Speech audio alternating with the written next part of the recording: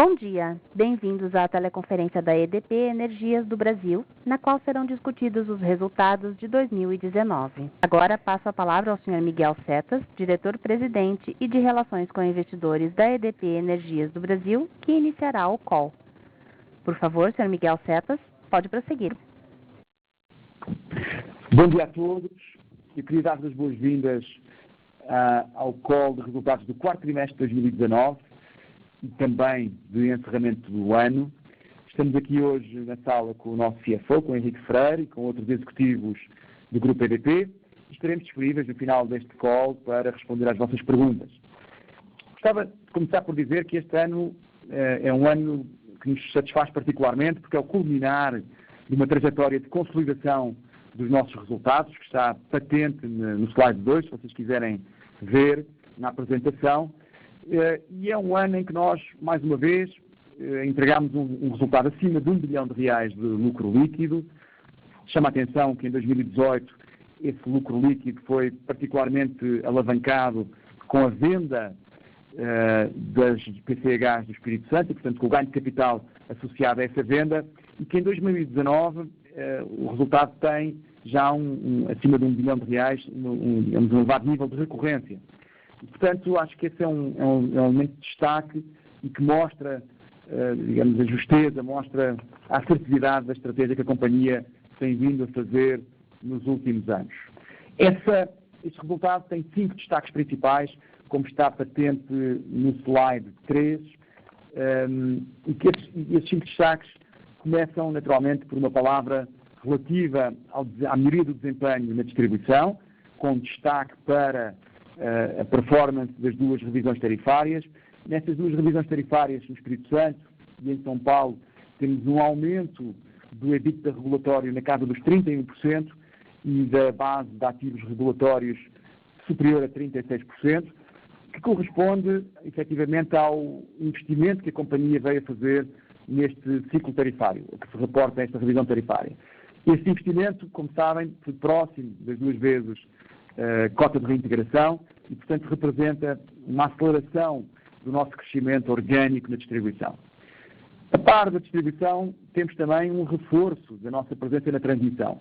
E aí destaco naturalmente aquilo que é hoje o nosso principal investimento. Um investimento que é próximo de R$4 bilhões, dos quais já temos 59% realizados, e portanto, digamos, uma evolução dos projetos dos 6 lotes de transmissão que está além, que está uma evolução que permite uma antecipação dos calendários regulatórios destes 6 projetos que estão em fase de implantação.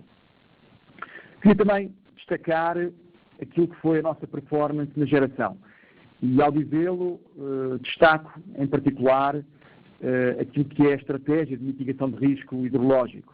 Como sabemos, essa é hoje uma das principais focos, uma das principais preocupações no segmento da geração. E o Grupo EDP, ao longo dos últimos 3 anos, e dos quais 2019 veio a ser mais um desses anos, tem tido uma estratégia muito assertiva, muito robusta para neutralização efetiva desse risco. E foi assim, em 2019, neutralizámos totalmente o risco hidrológico com os vários instrumentos de hedging, de cobertura de risco dos quais dispomos. Quarta mensagem não podia deixar de ser os novos segmentos. O alargamento da nossa presença naquilo que são os serviços de energia, com particular destaque para o solar distribuído. Aqui temos praticamente 50 megawatt pico de projetos contratados e já alguns deles, mais metade destes, implantados e, portanto, uma estratégia afirmativa na qual o Grupo EDP pretende reforçar a sua liderança. Depois, finalmente, destacaria aquilo que é o nosso compromisso e a nossa liderança na área de sustentabilidade e de inovação. E inovação significa digitalização, significa investimento no ecossistema inovador, significa pesquisa e desenvolvimento e, portanto, toda uma estratégia robusta que o Grupo EDP tem para se colocar na dianteira destes investimentos. A par disso, práticas sustentáveis, que são a base do nosso negócio e que nos deram, mais uma vez, uma série de reconhecimentos, dos quais destaca apenas o 14º ano consecutivo no Ibovespa. Dito isto, pedia-vos que avançássemos para a página 4, simplesmente para vos dar nota daquilo que é a intenção da companhia relativa à distribuição de dividendos. E, portanto, no ano 2019, temos um dividendo de R$1 por ação. Como veem, tem um crescimento, é 3 vezes superior àquilo que é o dividendo que a companhia distribuía em 2014, com um dividend yield na casa dos 4,5% e ao qual corresponde um payout próximo dos 67%.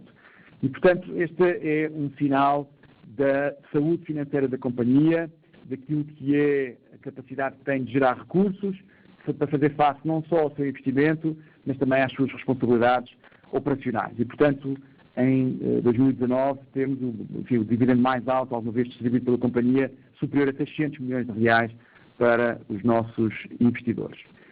Dito isto, passaria a palavra ao Henrique Freire para fazer uma entrada em cada um dos negócios e explicar em mais detalhe aquilo que foi a nossa performance em 2019.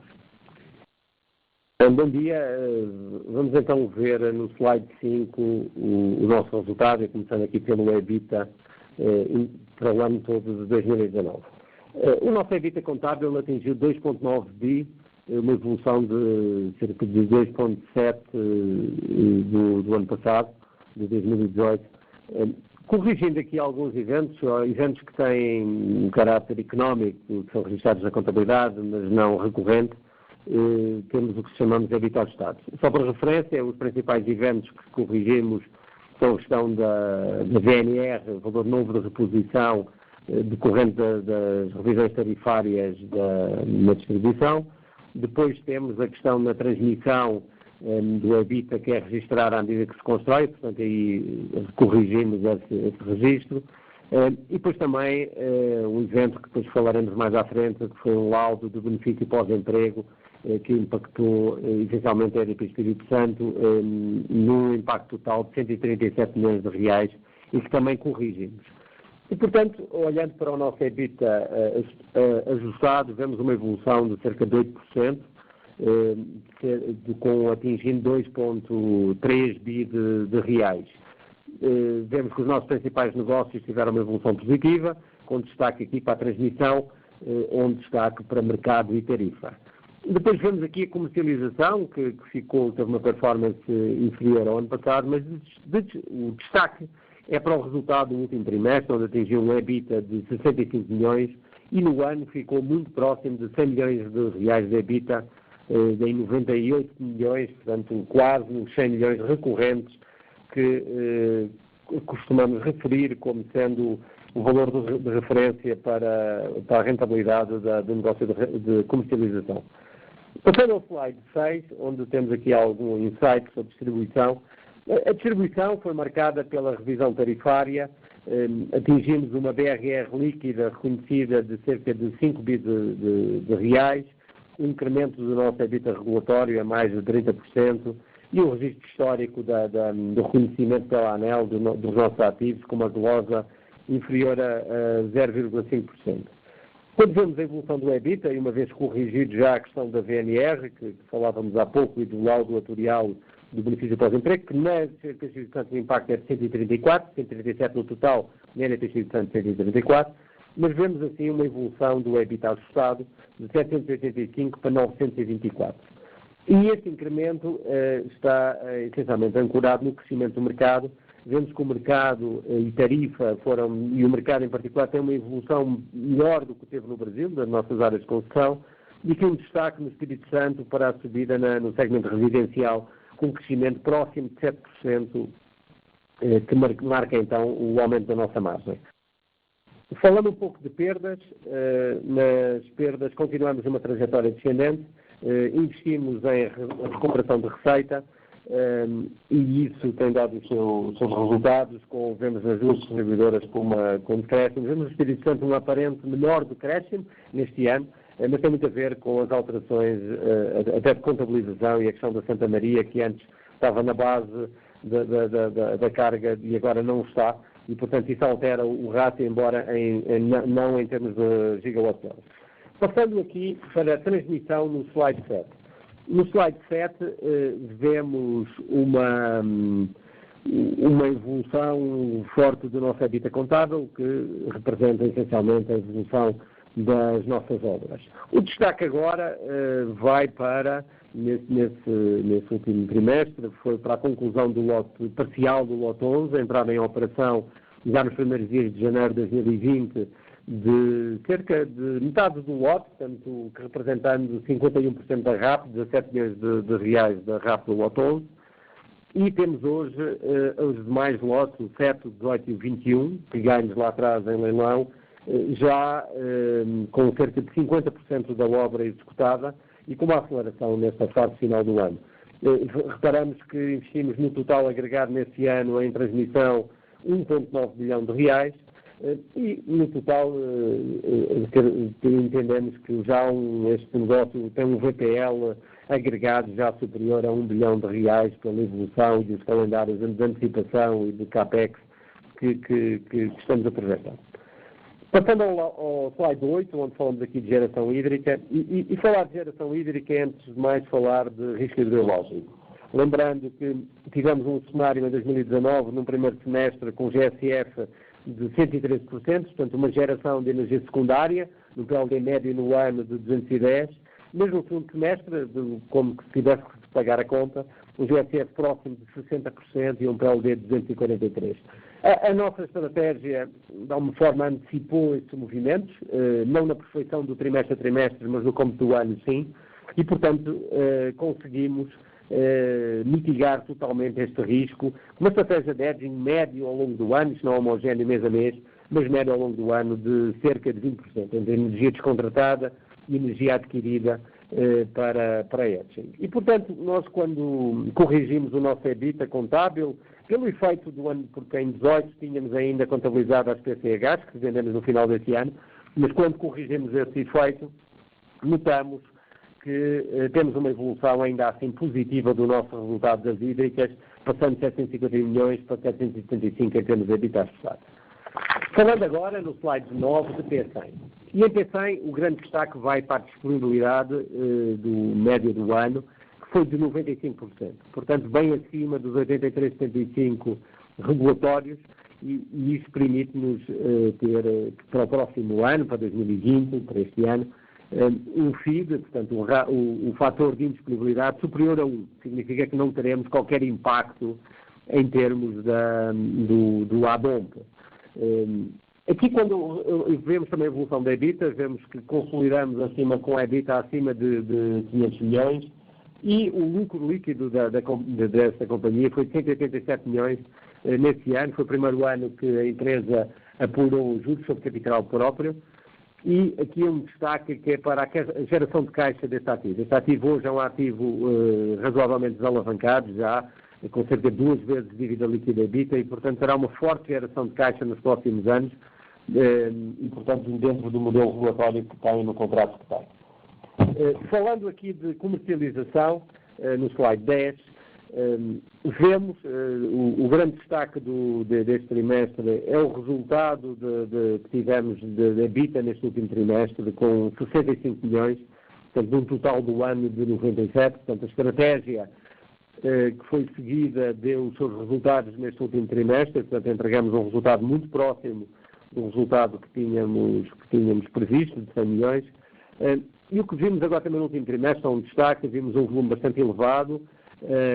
Fizemos novas operações estruturadas, nomeadamente operações de lastro, que provocam um volume elevado e uma margem adicional, para além das operações usuais feitas dentro deste mercado de compra e venda. E, portanto, aqui também um destaque também para o nosso rigor no risco de contraparte, o risco de crédito, que continuamos a ser extremamente rigorosos nessas contrapartes, e, portanto, temos esse risco de inadimplência ao nível da comercializadora bastante mitigado. Então passamos agora ao slide 11, onde falamos de geração distribuída. Temos hoje 46 megawatts pico de energia entre contratadas já, portanto, em construção ou já em operação, cerca de 24 já em operação e um remanescente 22 contratado e em construção. Isso representou um investimento total de 72 milhões de reais, aqui somar também alguns investimentos em serviços, e, embora a nossa expectativa é continuar a evoluir e investir neste segmento de mercado, com um investimento superior até a 100 milhões de reais, é a nossa expectativa futura.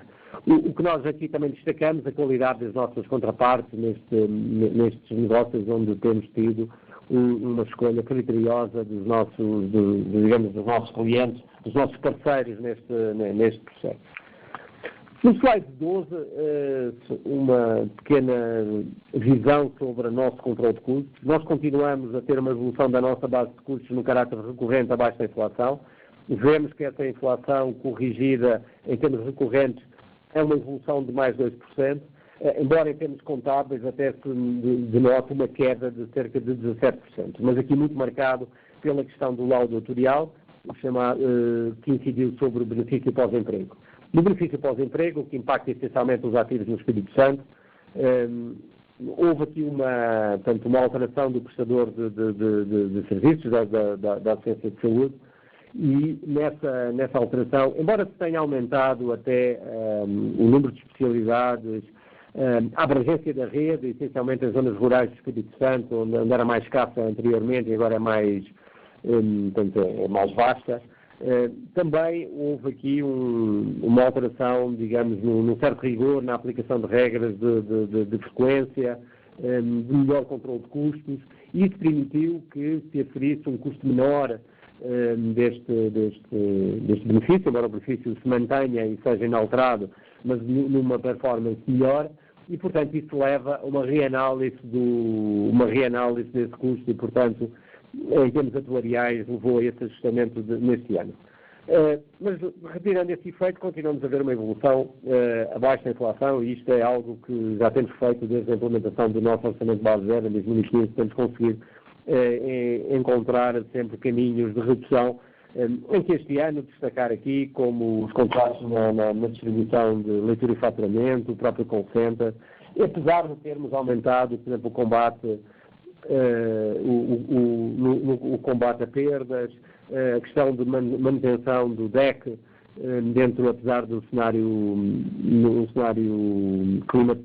de clima bastante negativo no início do ano passado, conseguimos também manter, com reforço de equipes, conseguimos manter o DEC dentro dos parâmetros regulatórios e, portanto, apesar de tudo isso, conseguimos ter uma evolução positiva. Temos de PEC-LD, mantemos abaixo de 1%, temos 0,8% este ano.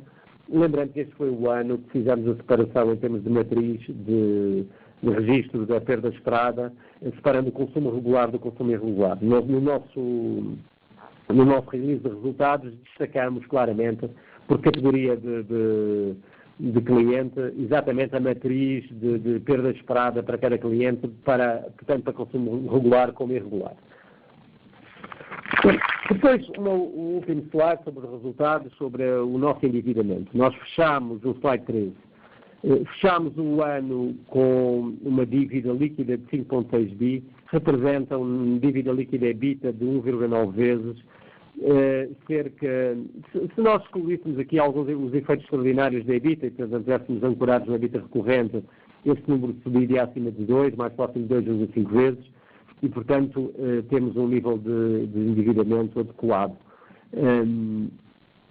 O que nós temos aqui a destacar também é o início da cobertura pela Fitch, em que começa a cobertura com o rating AAA na escala local, e também toda a nossa estratégia de emissão de dívida para a transmissão, para financiar os nossos processos de transmissão, com um recurso grande ao mercado de capitais, isso foi verdade para os lotes principais, e até foi reconhecido um prémio a emissão que fizemos do lote 21 no final de 2018.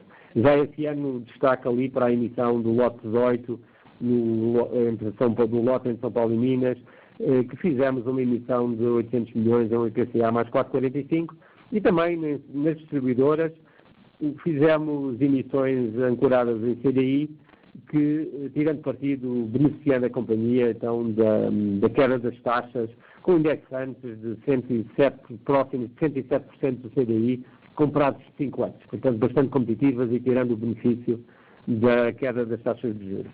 E eu concluía aqui a minha parte e devolvia aqui a palavra ao Miguel. Uma palavra final para destacar aquilo que podem ser as nossas expectativas para 2020.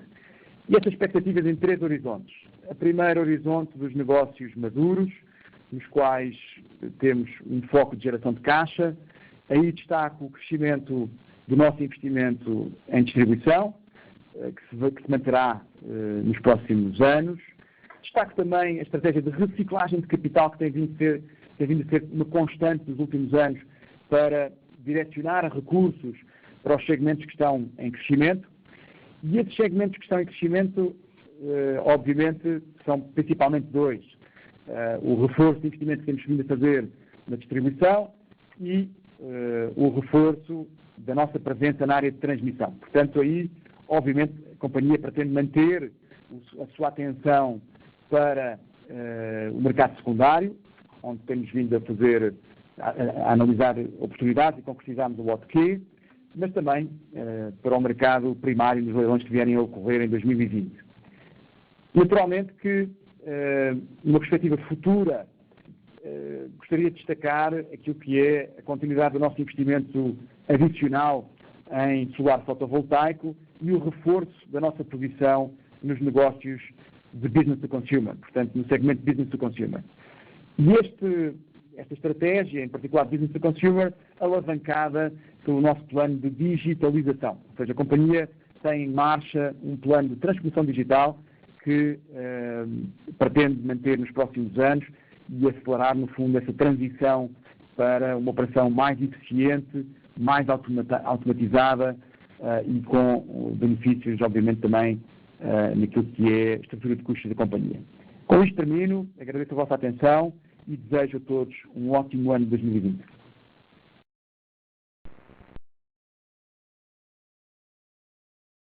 Senhoras e senhores, iniciaremos agora a sessão de perguntas e respostas. Para fazer uma pergunta, por favor, digitem *1. Para retirar a pergunta da lista, digitem *2. Chamamos a atenção que eventuais perguntas em inglês serão respondidas pela companhia em português e traduzidas pela tradutora simultânea. Nossa primeira pergunta vem de Thiago Silva, Santander. Bom dia a todos, obrigado pelo call. Eu tenho 2 perguntas. Primeira, com relação a crescimento. No último slide vocês mencionam o crescimento com foco aí talvez em leilão de transmissão.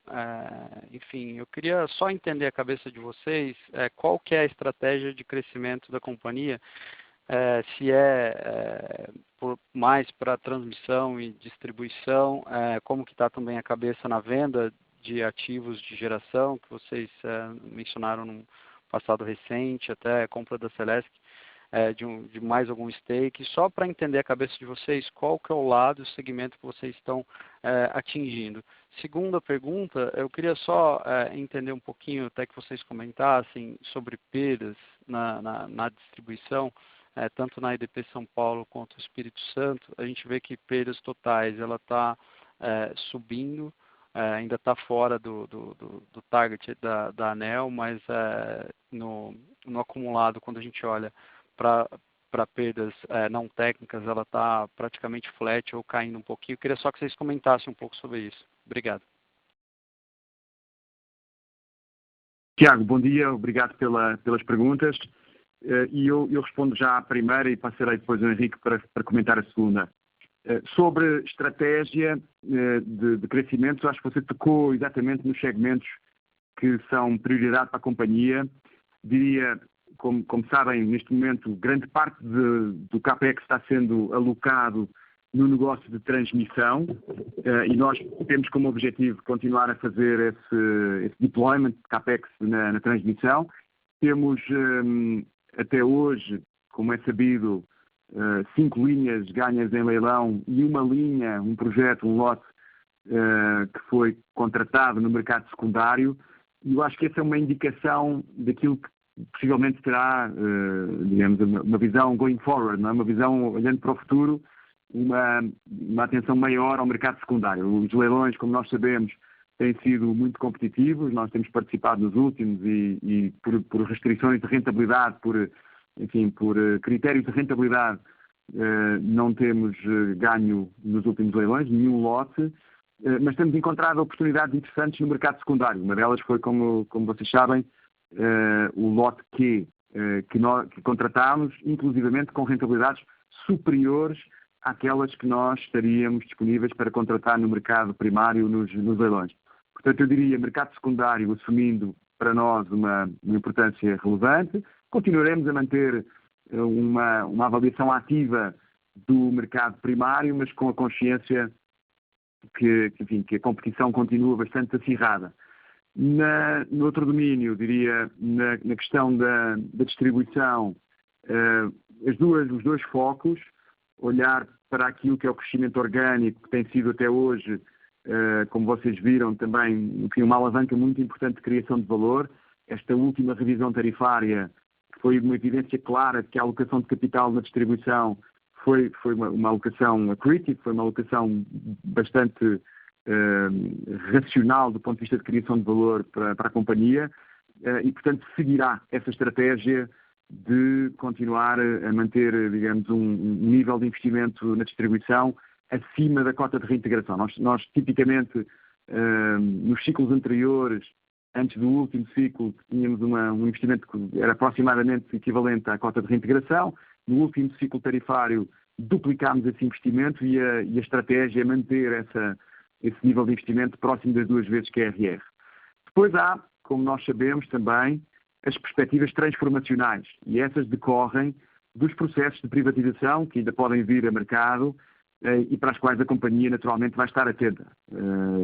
Uma óbvia prioridade para aquilo que puder vir a ser o futuro da Celesc e digamos, a estrutura de capital da Celesc, e portanto essa é a companhia onde o grupo já está posicionado e eu diria que seria a prioridade número 1. Mas sabemos também que há outras concessionárias, há outras empresas de distribuição que podem vir a mercado e portanto a companhia estará atenta a essas as potenciais, eventuais futuras oportunidades.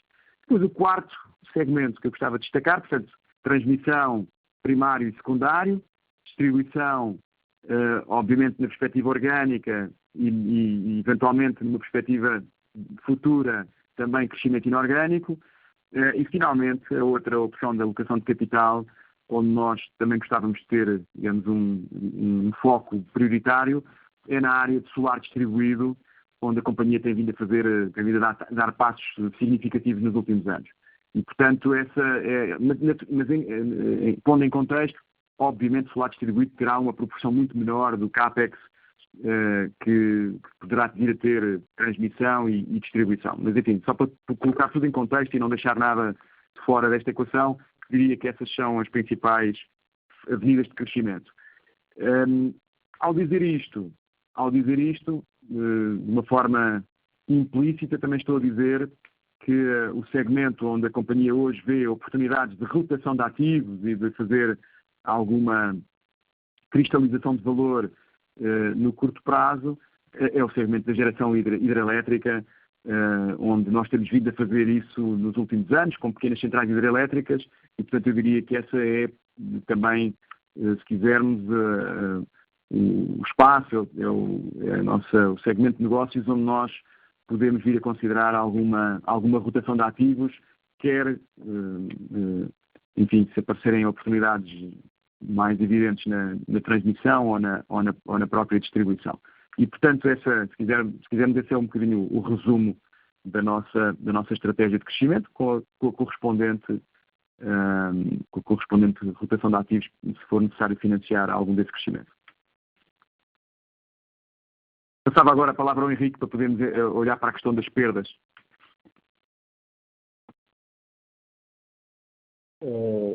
Tiago, deixe-me passar aqui um pouco em perspectiva as questões aqui das perdas. Primeiro dar uma nota em termos desta contabilização. As perdas são apuradas perante o mercado faturado, entre energia injetada e mercado faturado, e portanto isso faz com que trimestre a trimestre, às vezes haja algumas flutuações até relacionadas aos lotes de faturamento. Estão a capturar nas relações financeiras, porque isso depois é ajustado, mas em termos deste indicador, ele pode ter ligeiras flutuações. Mas é importante, portanto, ver em perspectiva como é que tem sido esta evolução.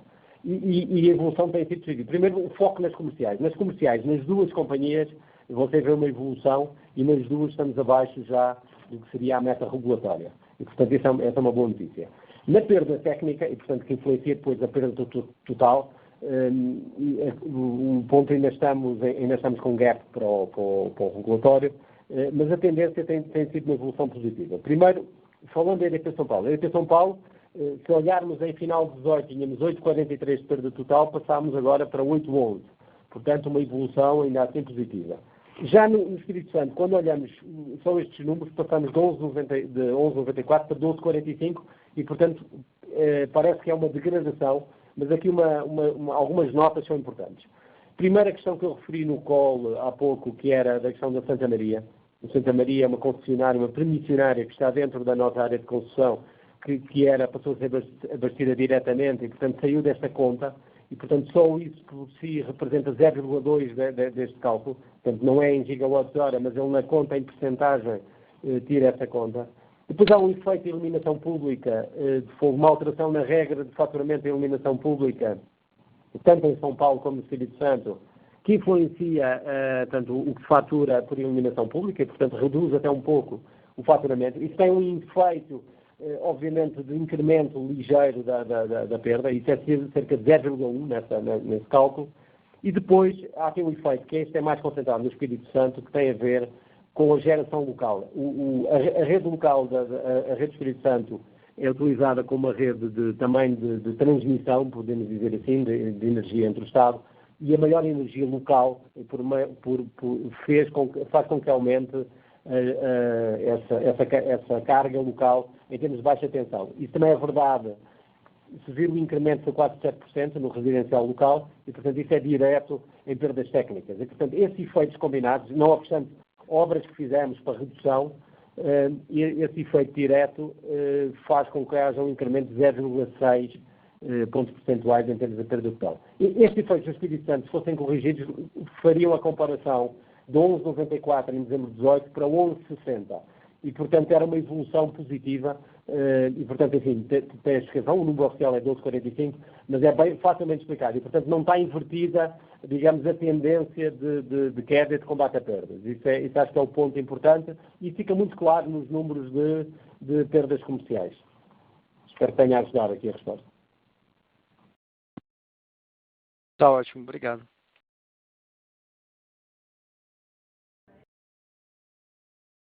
Nossa próxima pergunta vem de Carolina Carneiro, Credit Suisse.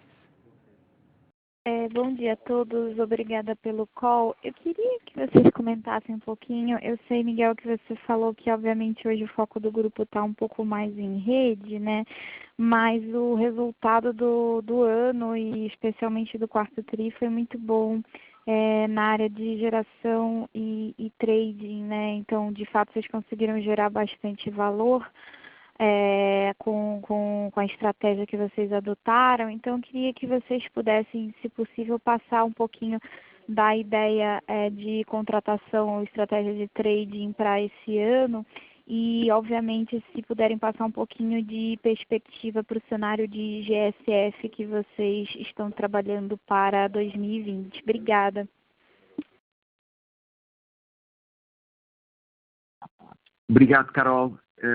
Eu vou só fazer um comentário e já passo a palavra também ao Diógenes, nosso diretor recém-nomeado para a área de planejamento energético, para comentar um pouco as perspectivas de contratação e de GSF. Mas sobre a questão do portfólio, eu acho que nós temos plena consciência que enfim, a companhia tem tido resultados importantes do ponto de vista da sua capacidade de mitigar o risco hidrológico. Enfim, nós temos feito uma análise histórica até da performance no mercado e da EDP em particular, não é? Desde que começou a aparecer no nosso léxico a questão do GSF 2014, 2015, acho que os últimos anos tem sido uma evidência de que a companhia tem sido muito assertiva na mitigação, na neutralização desse risco. Agora, o que nós vemos também é que esse risco, de alguma maneira, se estruturou hoje e passou a ser um risco estrutural do mercado, uma razão pela qual achamos que este negócio é um negócio que tem que ter essa ponderação de risco em perspectiva, não é? E, portanto, quando fazemos uma avaliação de prioridades de investimento, essa percepção de risco na geração acho que está a ser tida em conta, apesar de nós acharmos que a nossa estratégia de cobertura de risco tem sido efetiva.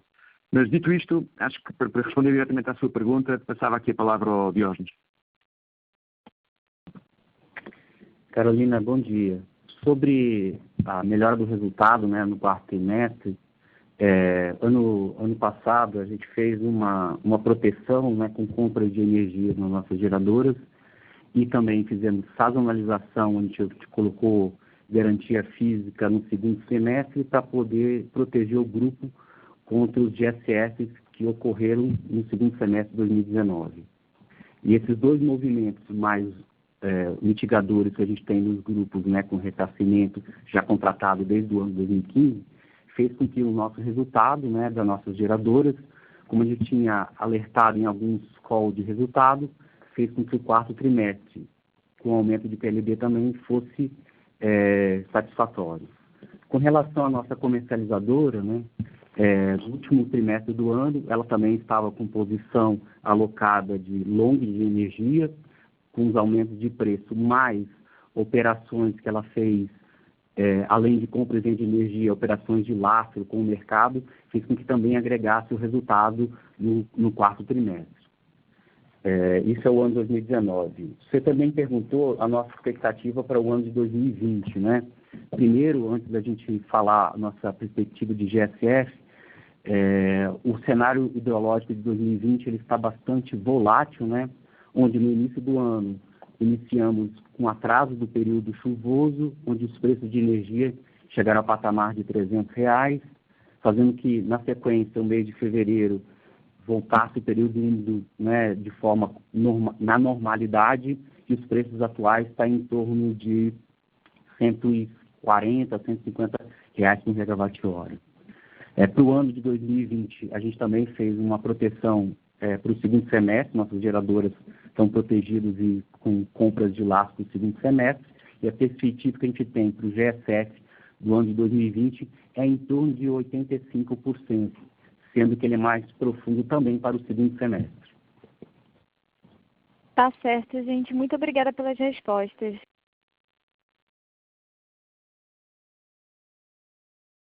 Nossa próxima pergunta vem de Pedro Manfredini, Goldman Sachs.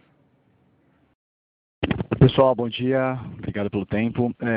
Primeira dúvida, ainda na parte de trading, eu só queria entender do resultado de vocês do ano, que foi bem expressivo, principalmente no quarto tri, o quanto é spread das subsidiárias, né?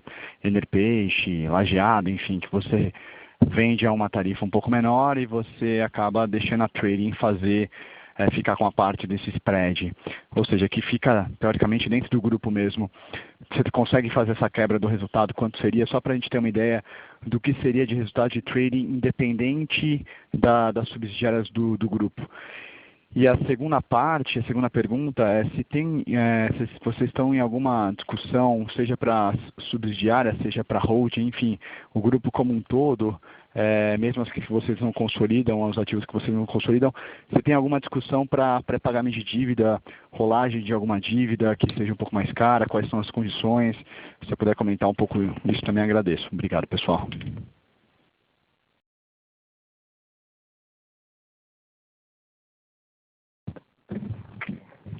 Pedro, bom dia. Quem está falando aqui também é o Pedro, da comercializadora.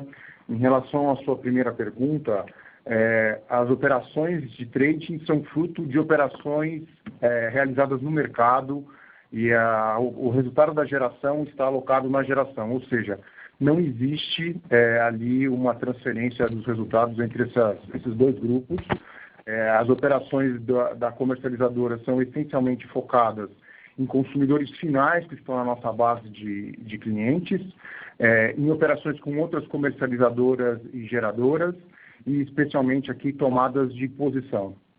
Como o Diógenes antecipou na pergunta anterior, a gente criou uma estratégia de construir um long no final do ano, observando o aumento dos preços, o que efetivamente se concretizou, especialmente aí no mês de novembro, onde a gente teve PLDs acima de R$300, e isso trouxe ali uma vantagem competitiva em termos de construção de resultados. Nós também crescemos a nossa carteira de clientes finais, e às vezes a sobra desses clientes finais também contribuem para que a gente gere valores consistentes, especialmente em períodos onde o preço de liquidação de diferenças é mais elevado. Portanto, sendo objetivo na resposta à sua pergunta, esses resultados são integralmente fruto do trading e operação com clientes finais ou outros agentes de mercado. Ótimo, obrigado. Pedro, Henrique Freire aqui, em relação à sua questão de financiamento de algumas nossas subsidiárias. Primeiro um ponto seria, acho uma ótima pergunta, algo que está na nossa agenda. Primeiro um tema de P100. P100, hoje eu referi isso aqui no colo, é um ativo forte gerador de caixa, tem tido uma forte desalavancagem, mas está ancorada numa dívida estruturada com o BNDES, que vai até 2027, e portanto há uma forma que é um limitador até de distribuição de resultados, e portanto ela hoje está basicamente TJLP mais 2,90, tem uma dívida que vence este ano e no próximo ano de 330 milhões, mas é indexada à CDI, mas esta dívida, portanto, revisitar a alavancagem de P100, acho que é algo que está na nossa agenda, temos aqui trabalho junto com o BNDES também, mas obviamente que isso maximizaria o encaixe de caixa. Nos outros ativos nós temos feito, tanto em Airpace como na GA, temos feito realavancagens sucessivas no sentido até de maximizar a extração de dividendos e de antecipar esses dividendos. E depois, a nível das outras subsidiárias que não consolidamos, elas ainda são relativamente jovens e, portanto, aí temos, enfim, um caminho longo ainda pela frente, mas é algo que também está na nossa análise, é o que eu posso dizer, mas é um caminho longo, são estruturas do BNDES ainda numa fase inicial e, portanto, teríamos isso, mas, portanto, quando você olha no detalhe, vê companhias como, por exemplo, Jari, já com uma forte geração de caixa, já com leverage abaixo de 3 vezes, portanto, é perfeitamente realavancável neste ano ou no próximo ano. Portanto, são ativos que estão com uma forte alavancagem, com o novo cenário de taxas de juros, isso é bastante pertinente. Se ajudei, é um work in progress nesta fase. Obrigado, Henrique. Deixa eu aproveitar que você puxou o tema de P100. Existe alguma discussão no grupo, se é para P100, mas acho que para P100 faz mais sentido, de ter algum tipo de arranjo societário, de conseguir jogar P100 de uma SPE, jogar para holding, enfim, fazer algum movimento nessa linha que você consiga destravar, inclusive, o pagamento de dividendo de P100, né? Porque você ainda tem, acho que, sempre uma coisa se eu estiver errado, prejuízo acumulado, tem a discussão também do BNDES, que também te restringe um pouco, mas existe algum movimento nessa linha para poder destravar o dividendo que sobe dessa geração de caixa forte P100 para holding, ou usar P100, a casca de P100 para fazer outros investimentos em outras SPEs? Existe alguma coisa nessa linha, principalmente para destravar essa forte geração de caixa de P100 para poder subir dividendo para holding? Pedro, esses cenários são todos na nossa prancheta, mas neste momento o mais fazível é tanto este cenário da dívida, e lembrando que este ano já tivemos até a geração de juros sobre capital próprio, portanto já otimizando tributariamente o ativo e fazendo já uma subida adicional de dividendos. Mas isso são tudo ideias, mas para já o que está na nossa, digamos, no nosso dia-a-dia agora de tema é mais a questão da dívida. Tá ok, ótimo, muito obrigado.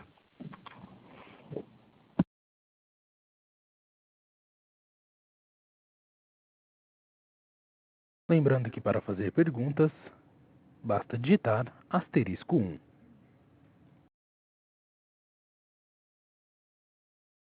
Por favor, aguardem enquanto coletamos perguntas.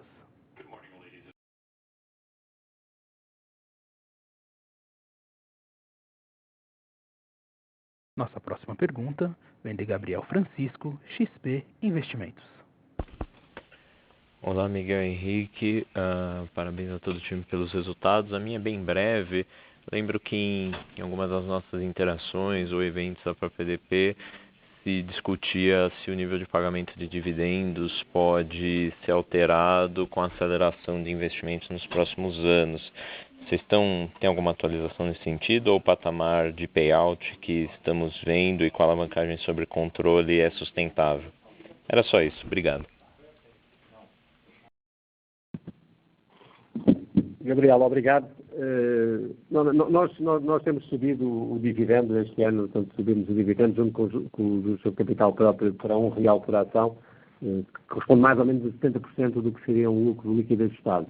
Nós temos feito um statement de manter o nosso dividendo até no mínimo 50% do que seria o lucro, digamos, ajustado por estes efeitos não caixa e não recorrentes não caixa. E, portanto, agora subimos para 70%. E, portanto, entendemos que existe esse espaço para subir, tendo em conta também o nosso nível de alavancagem, que é moderado, até no novo cenário de taxas de juros. Mas eu diria que, formalmente, nós não temos uma alteração dessa política, mas, obviamente, que, havendo condições, enfim, teremos todo o interesse em poder evoluir com o dividendo em consonância com os nossos resultados. Isso é o que nós podemos afirmar. Mas não há uma alteração, digamos, dessa política, não estamos a fazer esse statement. Perfeito, perfeito. Se puder só me permitir mais uma, em reciclagem de portfólio, também já se mencionou que a companhia estava avaliando algo como em ativos hídricos, hidrelétricos maduros, IP100, alguma oportunidade de reciclagem de portfólio, mas dado que isso tem contribuído para a geração de caixa da companhia, a visão continua essa de realmente fazer perseguir essa alternativa? Acha que faz sentido? Pergunto isso muito porque retornos em transmissão Greenfield têm sido praticamente nenhum, né, e Brownfield vão ficar cada vez mais escassas, né, conforme vão se exaurindo os ativos dos leilões passados. Obrigado. Obrigado, Francisco. Em relação à reciclagem de capital, e em particular você mencionou o tema de P100, eu acho que o Henrique foi bastante até mais detalhado nesse tema quando fizemos a apresentação. P100 hoje tem um papel de geração de caixa para o grupo fundamental, é uma usina que está operando com uma estabilidade operacional enfim, que é notável, estamos com uma disponibilidade de 95%. Portanto, P100 tem um papel hoje estratégico para o Grupo EDP. O Grupo EDP, como você sabe, em termos globais, colocou um objetivo de ser coal-free, zerar carbono até 2030 e, portanto, nós consideramos que esse prazo, esses 10 anos que temos pela frente, é o prazo para essa reciclagem, se você quiser, ou para encontrar uma solução para desconsolidar a P100 da nossa operação. E, portanto, não há, neste momento, nenhum plano, nenhum projeto de reciclar capital usando P100. P100 tem papel estratégico e, como nós sabemos hoje, carvão é uma tecnologia que já não é vista como uma tecnologia de futuro. Há outras tecnologias que são naturalmente hoje mais ambientalmente mais amigáveis e, portanto, o mercado hoje é um mercado que não valoriza estes ativos com o valor justo, não é? Portanto, este ativo tem mais valor para nós do que para o mercado e continuaremos a extrair esse valor até pelo menos até o prazo máximo que nos é dado pela estratégia do grupo até 2030. Tem contrato, como sabe, até 2027 e a partir de 2027 veremos as condições de renovação desse contrato. Mas, portanto, não há neste momento um objetivo acelerado de reciclagem de capital na geração térmica. Na geração hidrelétrica, temos vindo a fazer essa limpeza de portfólio, porque fizemos primeiro uma alienação das nossas pequenas centrais hidrelétricas. Fizemos isso no Mato Grosso do Sul, fizemos isso no Espírito Santo, e, portanto, tem sido a nossa estratégia. Como vocês sabem, nas nossas demonstrações financeiras há um ativo que está dado para venda, está reportado que estando para venda, que é a usina de Mascarenhas, portanto é uma usina de cerca de 200 megawatts no Espírito Santo. Portanto, eu diria, enfim, isso denota uma intenção de manter ativa esta estratégia de reciclagem de capital.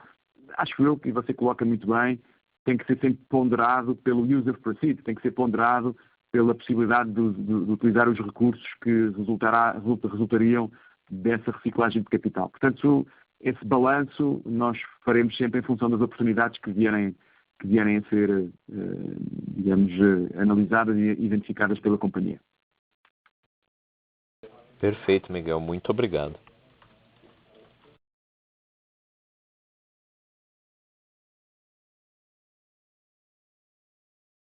Novamente, lembramos que para fazer perguntas, por favor, digitem *1.